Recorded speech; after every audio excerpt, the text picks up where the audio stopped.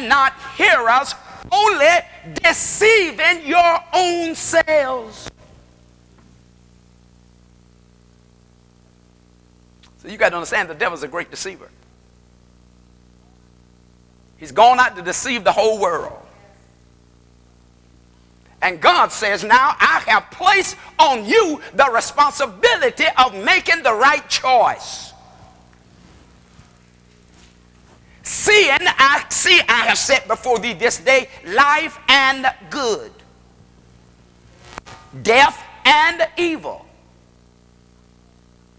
I call heaven and earth to record this day against you, that I have set before you life and death, blessing and cursing. Therefore, choose life, that both thou and thy seed may live. I want you to get in your mind a mental picture of what God is trying to say to us today. God says, I have set before you life and good, death and evil. You choose. The choice is yours. I've set it before you.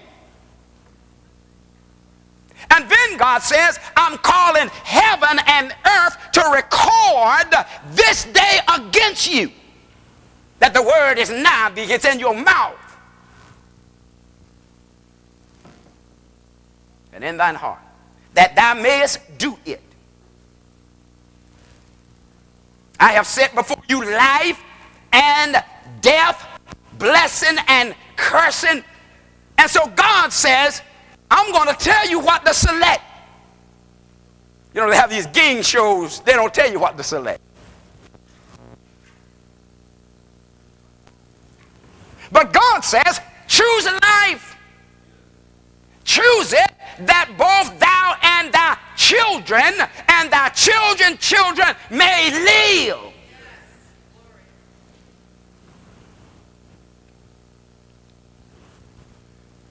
Making the right choice. Put this down. Write this down. Write this down. Making the right choice. Making the right choice. Making the right choice. Cast your ballot. Time is running out. I want to tell you something, folks. You don't know where death is. You are making plans for your future. You don't know where death is.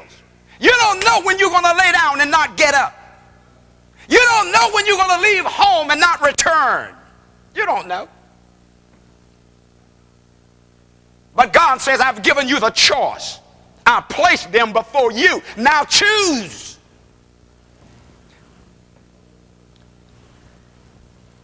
Choose blessing or cursing. That's your decision. That's your choice. I've given you the information. I've given you the word is nigh thee. The word is nigh thee. It's in your mouth. It's in your heart. Romans 10 picks it up and verse 8 says, what say it? The word is nigh thee. It's in your mouth. It's in your heart. And that is the word of faith that we preach, that if you will confess with your mouth the Lord Jesus, make the choice, and shall believe in your heart that God hath raised him from the dead, thou shalt be saved.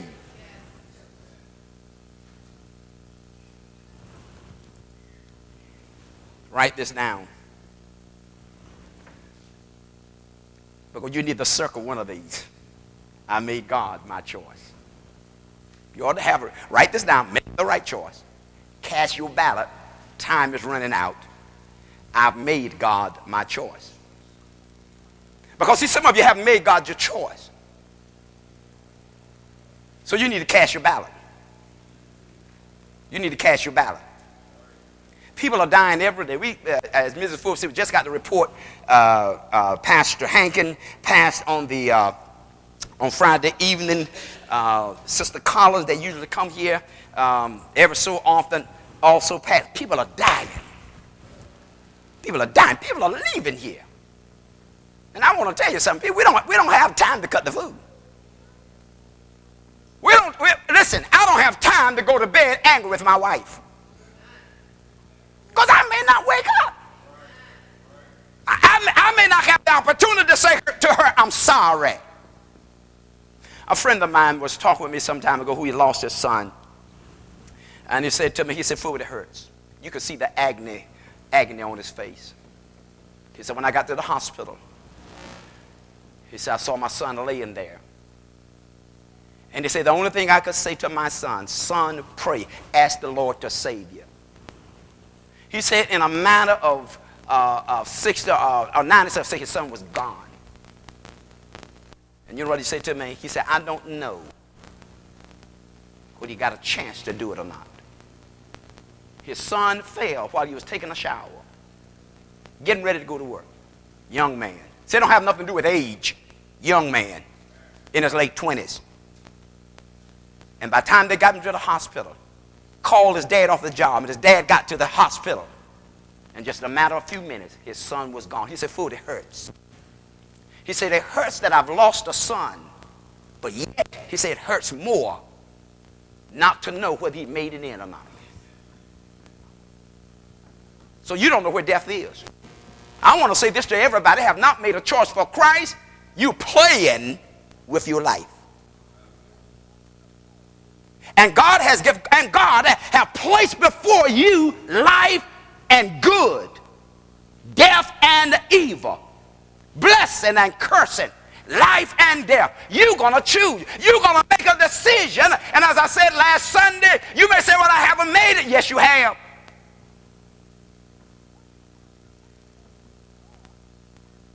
When you have to make a choice and you do not make it, that in itself is choice.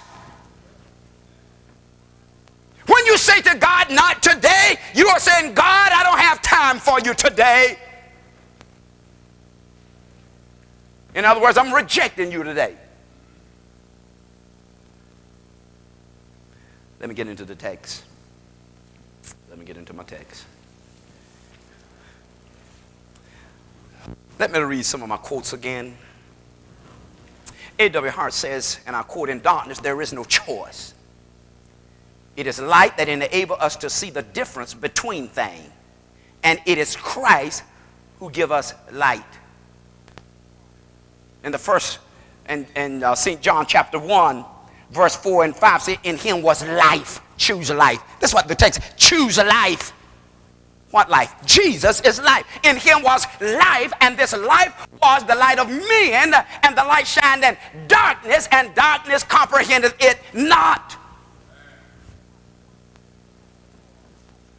He come that you may have life, and that you may have it more abundantly. Abundance of living through the person of Jesus Christ. I've made him my choice. I've made him my choice. Then Jesus said in chapter 8 and verse 12, he says, "I am the light of the world. He that followeth me shall not walk in darkness." Listen, he is saying to you, you need to follow me. You need to make a decision, a conscious decision. Nobody just accidentally follow Jesus. Now, you may accidentally get involved in religion, but you don't accidentally become a follower of Jesus. It is a conscious decision that one make. I don't understand everything about your God, but I believe that Jesus Christ is your Son. I believe that he is God manifested in the flesh. I believe that he came down and died on the cross for my sins. I don't understand it all, God, but I believe it. That's the only thing God asks you to do, is to believe on the Lord Jesus Christ, and thou shalt be saved. Then spake Jesus again unto them, saying, "I am the light of the world. He that followeth me shall not walk in darkness, but shall have the light of life."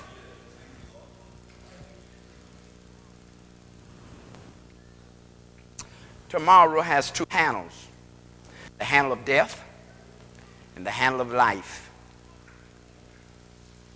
You can take hold of it by either handle. The choice is yours. Jesus said, "Behold, I stand at the door and knock. If any man will hear my voice, let him open, and I'll come in." See, God is not like the devil. The devil break in your life. He'll knock on your door. If you don't, he'll break in if you allow him to. But Jesus simply knocks at the door of your heart. And he don't, listen, he don't come and trying to break that. He gently knocks. And you know what? There's only one handle on that door. It's only on the inside. You have to open and let him in. Have you heard the gentle knock? The knock of Jesus knocking to the door of your heart, wanting to be a part of your life. And when I say life, I don't mean, you, as I said on the other week, invite him into the closet of your life. You see, we hide things in the closet. What's in the closet does not supposed to be exposed to the public. So we bring God in our life and we put him in the closet of our life. That there are places I'm going, God, I don't want you to be involved. There's things I'm planning to do, God, I want you to be involved. There's things I'm going to say, so stay in the closet. You need to let him out. He wants access to your whole life. Have you given access? Have you given God access to your total life? Have you made him your choice in life? You are what you are by choice. You are what you are by choice.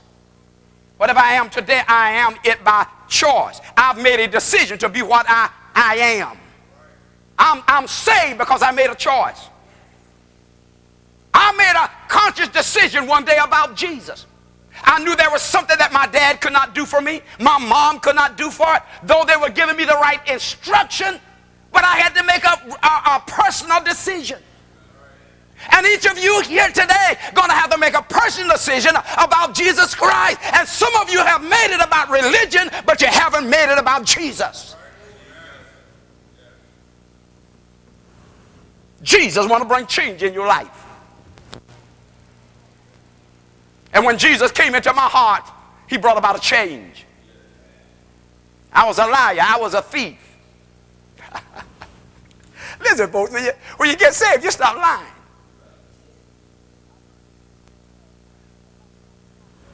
I've heard back when I came along, they used to say that if a person would lie, he'll steal. Well, I'm a witness that you'll steal. Because not only was I a liar, I was a thief. I say that comically, but I was. Couldn't help it. It was a part of my nature. Nobody taught me how to do it. It was a part of my nature when I came into the world. But when I made Jesus my choice, something happened on the inside. See, I tried to reform and conform to the laws of my mom and my dad, but every now and then that thing that was on the inside keep creeping out. Is there something on the inside of you that keep creeping out? You get in the right environment, right time, somebody rub you the wrong way, and that thing comes out. It means that you have not invited the Lord to be Lord in your life. He has to be Lord in it. He must be on the throne in your heart.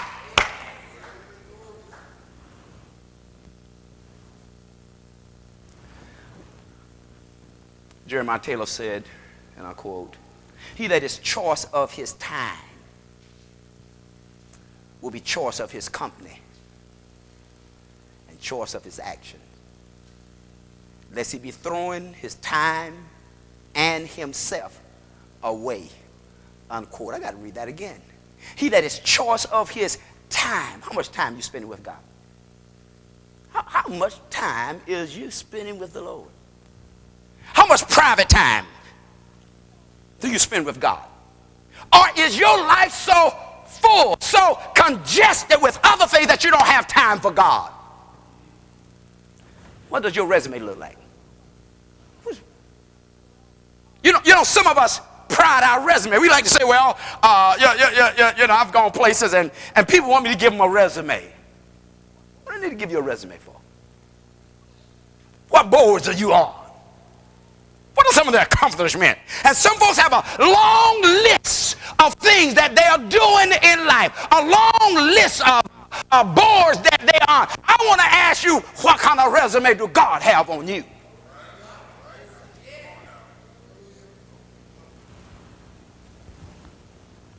Can God speak up for you? I want to tell you something. You're going to be in trouble that when the time comes when they shall roll you down before the altar wherever, and there you are laying there in the coffin, and here somebody has a resume. Talk about where you went to school and where you graduated and the job that you held and all of the various accomplishment there, but nothing about Jesus. I want to tell you, it won't be counted. It won't be counted when you go to glory. Hallelujah. I said go into glory. You may not even get there. When you shall stand before God, it won't be mentioned. Mr. Ford was saying sometime, only what you do for him will last. Only what you do for him will be counted at the end. I want to say that again. Only what you do for Jesus will last. Only what you do for him will be counted at the end. When you stand before him, glory, God is not going to ask you what school you graduated from, how many degrees you have, how much money you have in the bank, how much property did you own. What profit a man to gain the whole world and lose his soul?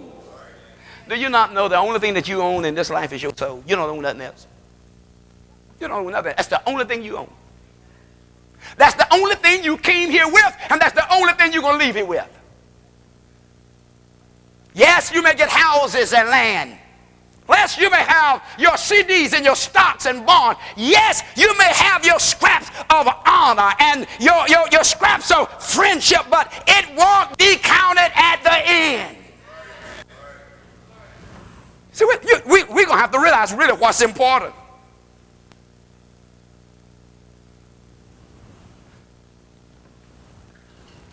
He that is choice of his time will also be choice of his company. You can tell when folks are not spending time with God. You know how you can tell folks who are not spending time with God? Watch the company they keep. Watch the company people keep. So I said, well, I got to keep company with them folks because I got to win them. Jesus said, ye are the light of the world, a city that sits on a hill which cannot be hidden. Got to watch your company. You watch the people that you. Mr. Fuller did a lesson here some time ago. Say, how can two walk together unless they agree? I mean, you got to have some things in common. You got to be linked together. You got to be joined together. And so the Bible says, he that joined himself to a harlot becomes one flesh. Whoever you join yourself with, whoever you connect yourself with, you become one with that individual. That's why you people have to be careful to the junk that you listen to. Folks fill your mind with junk and you become one with them people. You don't mind folks will fill your mind with a whole lot of stuff. And when you know, then you acting out of what you've heard. You don't know whether it's true or not, because my friend said so, and I'm acting out of that. I remember, and I've told this before, I remember one time that a friend of mine who was a pastor and a minister said that this lady had mistreated him, and I met this lady in the grocery store. And he had done told me all the things that this lady done. I met this lady in the grocery store, and she was trying to talk. My wife and I was in the grocery store. She was trying to talk to him, and I didn't want to be bothered with her. Mistreated my friend. And she was trying to talk to me, and I kept right on. I was walking, get on away from her. I wouldn't even talk. And on our way home, my wife said, "You did not right. That's not right. I don't care what she done to that man. That has nothing to do with you." I was acting because I become one with the brother. When I know anything, I begin to act what he said. I begin to carry it out. How many of you people just was in other folks' mind? You know anything, you are acting what somebody told you. You don't know a thing about that person.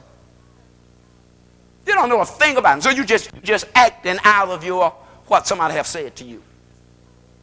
You need to be choice of your time. Spend some time with God. And then if you're choice with your time, you need to be choice with your company. Because if you don't, listen, I'm going to be choice of my time, choice of my company, and I'm going to be choice of my acting. See, I was not acting as becoming as a Christian. I'm going to tell you something else too. You need to be careful what you say around your children. I said to somebody the other day, I was talking to somebody the other day that has some children here in the dick, and I said to them, I said, you need to be careful what you say before them children.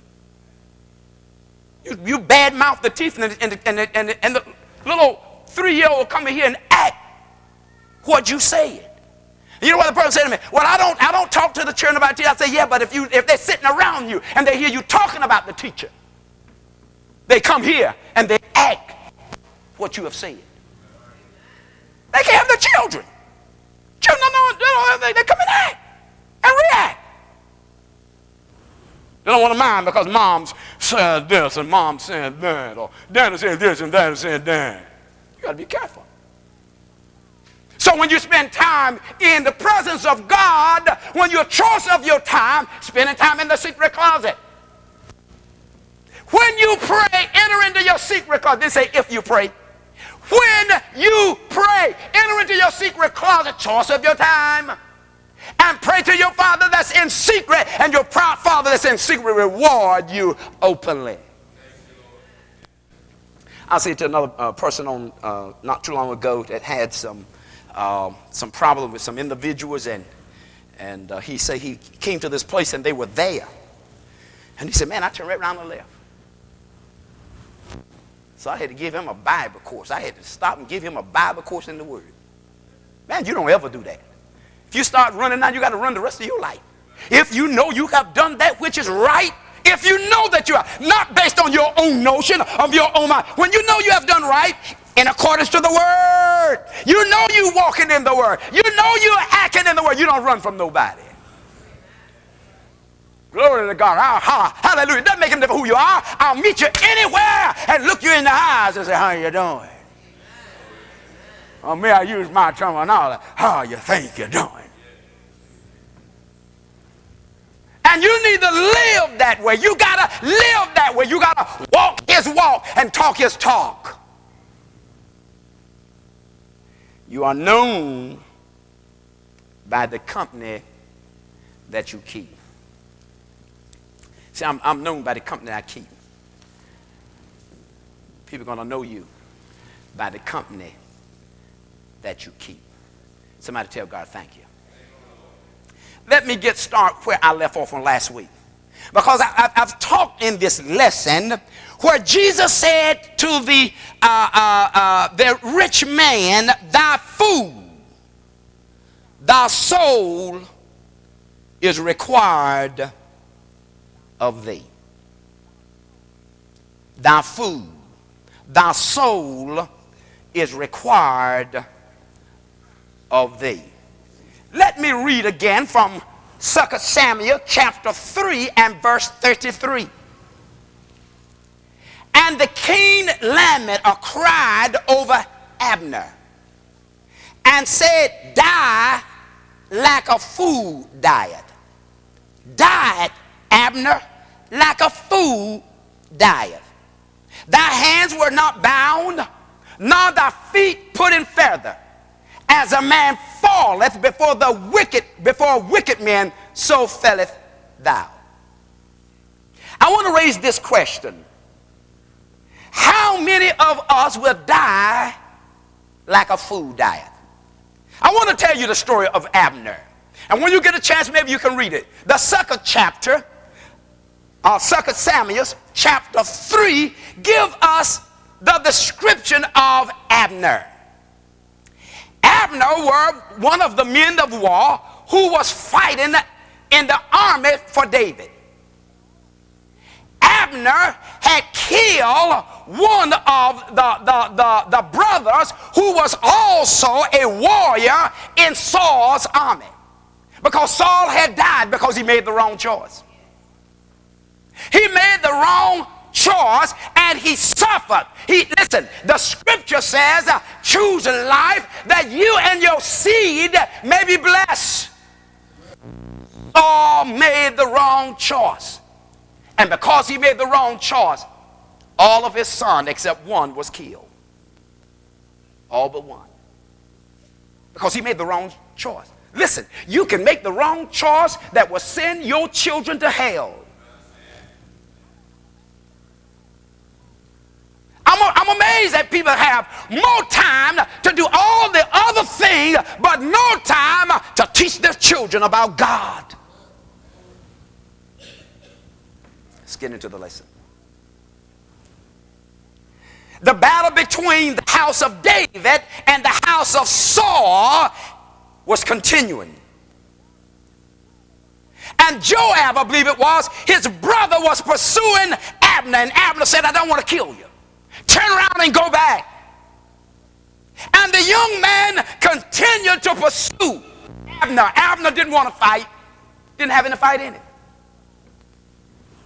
But this young man was trying to gain some reputation. He wanted to become famous. And he kept pursuing Abner until Abner turned and slayed him. And he died. Now, David had come together with the house of Saul, and they supposed they had made peace, and they had sat down and they had talked and came into agreement. And Abner had came to David and made peace and says, yes, all of the people that was following Saul, I'll bring them and give them unto you, that they will become servants of King David. Well, Joab, once he found this out, he was upset. He did not like it. And so finally, isn't it amazing? Sometimes you think you have issues resolved in a church, and there's always somebody. It could be the person that's standing right next to you, and that person will turn on you and go in the opposite direction. There are times that you think all of the water is cleared, and somebody around the table will reach their hand down under the mud and stir it up all over again. They thought they had signed the peace treaty, everything was okay. And then Joab was upset because David had made peace with his enemy. Sent and called Abner and said to Abner, come back, King David wants to see you. Abner came back, and Joab met him and took him in the side of the street.